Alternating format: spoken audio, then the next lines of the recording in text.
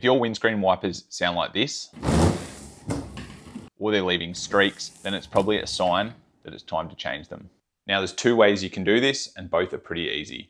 You can either just replace the refill, or you can replace the whole wiper blade. So this here is a refill.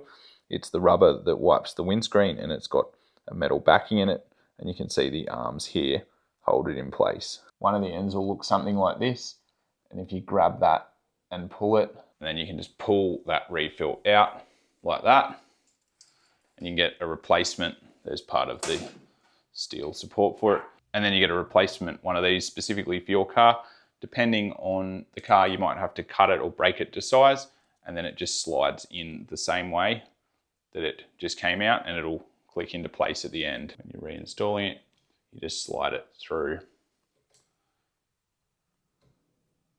each of these arms. And just use your imagination that this is a new refill.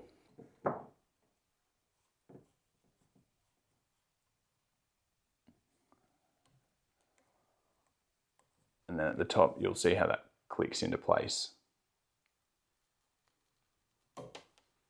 I've picked up a new set of wiper blades from WiperTech, and so I'm going to be replacing the wiper blades. The wiper blade option is a bit more expensive, but this is what you get with that.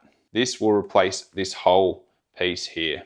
So start off by opening this out, and then in here there's a little locking tab that you push down, and then angle that down and slide it down along the arm, and it'll come off like that. And then with the new one, open this little tab up on here, slide that into there, slide it down and lock it into place. Then remove the plastic cover, and that's it. Do the same thing on the other side and you're done.